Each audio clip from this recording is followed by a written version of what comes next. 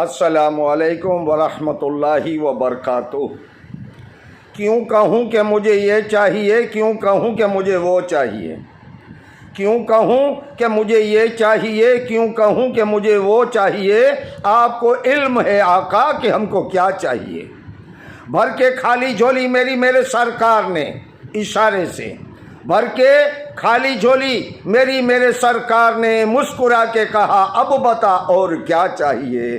कौन देता है देने को मुँह चाहिए, देने वाला है सच्चा हमारा नबी। वफा भी झूम उठे यूं वफा करे कोई, फिर आज हक के लिए जा फिदा करे कोई। नमाज 1400 सालों से इंतज़ार में है कि हुसैन की तरह मुझको अदा करे कोई। दुआ इनके वसीले से कभी खाली न जाएगी, बात इनकी खुदा से कभी टाली न जाएगी। अरे इसके गमे हुसैन में 2 आंसू बहा के देख, इतनी खुशी मिलेगी कि संभाली न जाएगी। ये पानी है ना, पानी, उसका किरदार जानदार की जिंदगी में बहुत अहम है। वैसे ये बेमोल है, और अगर जहां पर बन जाए प्यास की वजह से तो अनमोल है। इसकी कोई शक्ल नहीं। ये दूध में मिले तो दूध, शरबत में मिले शरबत, और जहर में मिलाया जाए तो जहर बन जाता है। हाँ, इसके नाम अलग अलग हैं। अगर ये आसमान की ओर उठता है तो फिर पानी नहीं कहलाता, बाफ कहलाता है। आसमान से गिरे तो बारिश, जम के गिरे तो ओले, गिर के जम जाए तो बर्फ, ठहर जाए तो झील, और बहने लगे तो नदी। अगर फूल पे गिरे तो शबनम, फूल की पत्ती से निकले तो अर्क, आँख से निकले तो आंसू, बदन से निकले तो पसीना। और इस्माइल अल्लाह नबी अलैहिस्सलातु वस्सलाम के कदमों की ठोकर से जाहिर हो तो फिर आबे ज़मज़म, और हमारे आकाए नामदार सैयदुल मुरसलीन सल्लल्लाहु ताला अलैहि वसल्लम की अंगुष्ठ मुबारक से जाहिर हो तो फिर वो आबे कौसर से भी अफजल बन जाता है। करबला में इस पानी का दरिया रवा दवा था। एक तरफ पानी का दरिया रवा दवा था और एक तरफ प्यास ही प्यास थी। हैरानगी की बात तो ये है, जो पानी पीते रहे वो मर गए, और जो प्यासे थे वो आज भी जिंदा है। इमाम अली मकाम के पास पानी बहुत था। दूसरी मुहर्रम को हजरत हुर रहमतुल्लाह रजी अल्लाह ताला अन्हो और उनके 1000 घोड़ों को और 1000 सिपाहियों को इमाम अली मकाम ने पानी से सैराब कराया था, और खजूरें भी सबको खिलाई थी। और 7वीं मुहर्रम को इन्हीं के हाकिम इब्ने जियाद ने एक हुक्म सादर किया था, जिसको अल्लामा मौलाना हजरत शफी काड़वी अलैहिर्रहमा ने कुछ यूं तहरीर किया कि हाकिम का ये हुक्म है, पानी बशर पिए, घोड़े पिए, सवार पिए और शुतर पिए, हैवा तलक पिए तो मना तुम न कीजियो, एक फातिमा के लाल को पानी न दीजियो। जब ये हुक्म आया था ना तो इमाम अली मकाम मुस्कुराए थे। एक खजूर के पुराने सूखे हुए पेड़ की ओर इशारा करके जज्बे में और जोश में ये फरमाया था कि शिम्र से बोले शहे तशना दहन यूं हंसकर, शिम्र से बोले शहे तशना दहन यूं हंसकर, बंद पानी जो किया तूने तो क्या होता है। अरे मेरे मुंह में तो मोहम्मद की ज़बा का है असर, शजरे खुश्क पे थूकूं तो हरा होता है। इमाम अली मकाम ने खैमे में आके गोद में रहे बीबी ज़ैनब के अली असगर की ओर इशारा करके आप मुखातिब हुए थे कि बहना, जब तक तेरा जी चाहे जब तक ये तेरे पास रहना चाहे इसे रख, लेकिन खबरदार जमीन पे नहीं, गोद में। और जिसके पास भी दो उसे भी यही ताकीद करो।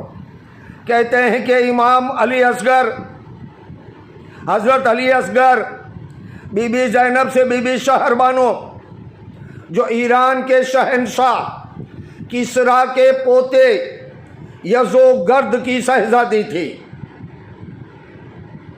उनके गोद में गया। उनसे बीबी रुबाब, जो उनकी वालिदा थी हज़रत अली असगर की, फिर सकीना बीबी के पास, फिर हज़रत अली के शहजादे तमाम, इमाम हसन के शहजादे तमाम, इमाम मुस्लिम के बेटे हज़रत अब्दुल्ला, हज़रत इमाम मुस्लिम के भाई, तीनों भाइयों की गोद में, इमाम ज़ैनुल आबिदीन के पास, कभी हज़रत कासिम के पास, कभी हज़रत अब्बास आलम बरदार के पास, कभी अली अकबर के पास, फिर बीबी ज़ैनब के पास, और इमाम हुसैन अली मकाम के जब गोद में आया तो मुट्ठियाँ खुलती थी और बंद होती थी। अंगुष्ठ जैसे लोग मुट्ठी बनाते हैं वैसे खुलती थी, बंद होती थी, खुलती थी, बंद होती थी। बीबी शहरबानो ने तड़प के कहा था बीबी ज़ैनब से क्या बहना ज़ैनब, अली कुछ कहना चाहता है।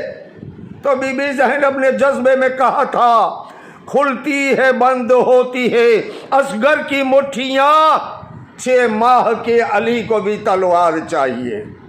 और वही बीबी ज़ैनब जब 11 मुहर्रम को खैमों में आग लगी और बीबियों ने पुकारा कि बहना ज़ैनब आबिद अंदर है बिस्तर पे, तो शोलों के अंदर, जलते हुए खैमों के अंदर ये अली के शहजादी बिनते अली कहते हैं अंदर जाके आग के दरमियान से इमाम ज़ैनुल आबिदीन कोई 6-8 महीने के नहीं थे, 22 साल के अच्छे ज़बरदस्त जवान और इमाम थे।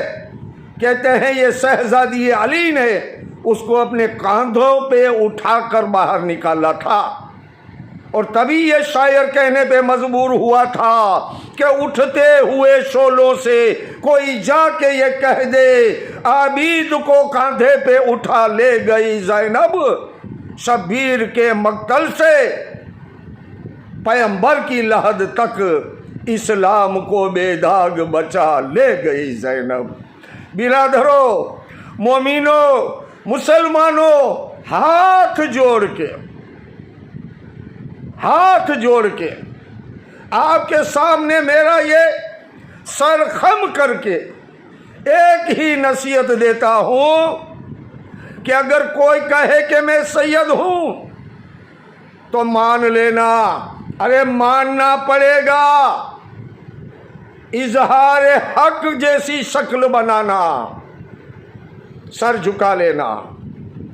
अगर पैसा देके कोई डॉक्टर बन सकता है, मेहनत करके इंजीनियर बन सकता है, कोई कारी, कोई हाफिज, कोई मुफ्ती, कोई शाइखुल हदीस, कोई मुजद्दिद और मुज्तहिद भी बन सकता है, लेकिन सैयद बनने के लिए अल्लाह का हुक्म, किस्मत और आले नबी का खून बदन में होना लाजमी है। सैयदों का एहतराम करो, हमें जो भी मिला है उनके सदके से मिला है। आखिर में यही कहूँगा कि सादात के बच्चे का, एक बच्चे का दिल दुखाना कबीरा गुनाह है, हराम है, मुतलक हराम है।